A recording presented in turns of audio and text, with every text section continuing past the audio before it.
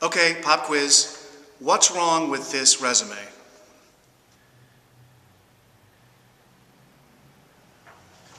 You can't read it. There's so much information on this resume that whatever message the actor was trying to put across to say, hey, I've got the right experience, please call me in for the audition, is lost in all this sea of letters, right? You know, I did another video called The Problem with Actor Resumes, and I detailed the reasons why actors overfill their resumes. But it really boils down to the fact that if you have too much information on a resume, the quantity of that information reduces the quality of the resume to act as a good piece of advertising. Because remember, guys, your resume is a piece of advertising, first and foremost. To remedy this situation, I teach a thing that I call the master resume. And so today I want to talk about what that is, how you go about creating one, and then how you use it in relation to an upcoming audition. All right? So, let's get started. So the master resume is really a comprehensive document that you're going to create that will have everything you've ever done as a performer on it. The easiest way to do this is to cut and paste your current resume into a new document, label it Master Resume, okay? Then go through and put in every single thing you have ever done as a performer, anything. Every play you've ever done, every film you've ever worked on, television commercial, training video, commercial modeling shoot, all the classes you've taken, the teachers you've worked with, all your special skills, everything. It's going to be a multi-page document. This is going to be the archive of everything that is you as it relates to being an actor, all right? That's the master resume to begin with, okay? Take your time, go back and sift through your brain and make sure you get everything down there. The reason you want to keep it in this format is when we begin to build new resumes from it, when you start to cut and paste information out of the master resume, it'll already be formatted to fit the page setup that you have when you're creating a new resume. Now, I want to show you something. I received a postcard in the mail for the new Ford Escape. My wife and I, we drive a Ford Escape. And I got it from the local Ford dealership. So I scanned it and printed it out to make it big enough for you to see. Right? They sent me this postcard. And it says, you can hug a lot more trees with four-wheel drive. And then on the back side of the postcard were 5 bullet points. Just 5. They told me what kind of engine it had, the fact that it had a DVD player, it could come with a sunroof, it had this kind of interior, and so on. Just 5 pieces of information, but they were the right pieces of information for me, right? The car company had done their homework to figure out that people like me who bought the Ford Escape the first time liked certain features.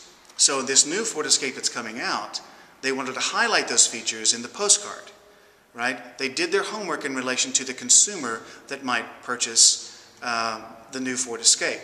So let's talk about using that idea in relation to a specific audition. So let's go with the idea that you have an opportunity to audition for a production of Much Ado About Nothing at a theater, okay? So the whole point of having the master resume and using it correctly is about picking items that are relevant to the audition you're about to do. So let's just look at, to start off with, let's look at the bits of information, the 4 pieces of information that go on a theater credit. You have the name of the show or the style of the show, the role you played, the venue, and the director, okay? Of course, this being a Shakespeare play, any Shakespeare experience you have, you would put on the resume first. That would be followed up by any kind of classical theater you might have done. If you've done a play by Sophocles or Molière or Marivaux or Goldsmith, that would also fall into that general category. It shows that you know how to work with text of that style. When it comes to role, what we're really looking for is type. Let's say you're going to audition for the role of hero, which is the young ingenue in that play, and you don't have a whole lot of classical experience, but you've played that particular type of role many times. So you might pull credits, let's say you played Laura in Glass Menagerie. that would be a perfectly legitimate credit to put on your resume because it shows that you've played that kind of innocent ingenue role before, okay? As far as venue is concerned, if you've worked at that theater before, by all means, no matter what the play, put that on there. It shows the director you've worked at that theater and the theater's calling you back in for an audition. Sometimes also, if you've worked at a rather large venue in town, or if you have an off-Broadway credit or even Broadway, by all means you might want to think about putting that down, just because the size of that venue makes a statement about where you're at professionally. And finally, I would put, with all of these credits as you put them in there, one thing to look at is the director. Many times actors have told me they don't put the name of the director on a credit to save space, and I disagree. I think you should put it on there because it might give you something else to talk about at the audition. If you're auditioning for me for Much Ado and I see you've worked with Gus Johnson on a play and I know Gus, I might say, well, how was it working with him? Or if I'm really interested in you, I might actually contact Gus and say, how was she to work with? I'm interested in hiring her, okay? Another thing to think about too with the director is if you do your homework with that particular theater, you might find that a director you've worked with in the past has directed at that theater. You find that out maybe by going online, going to the theater's website, doing a little research. If you find out that, Jane Smith, who you worked with on a show in the past, has directed there several times, you might put one of her credits on your resume because the casting people at that theater would see it and say, oh, she's worked with Jane, and Jane works here. So just using those 4 bits of information, you can see how you would want to pull off your acting credits. Now let's move on to things like skills, education, training, and even images.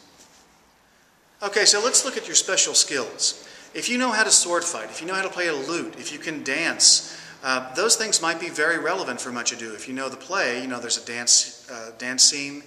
There's also a lot of music in this show. Who knows, they might want to do some sword fighting. Even though there's no staged sword fights in the show and the script, they might add something in just for fun. You never know. Once again, is it relevant to that particular audition? Under education and training, of course, if you've got a degree, a BFA, an MFA, if you've done a conservatory program, by all means put that down. But also if you've done additional classes, say in Shakespeare rhetoric, in classical theater in general, voice and diction, to show that you have a large background in dealing with text. Once again, that's relevant for this particular audition.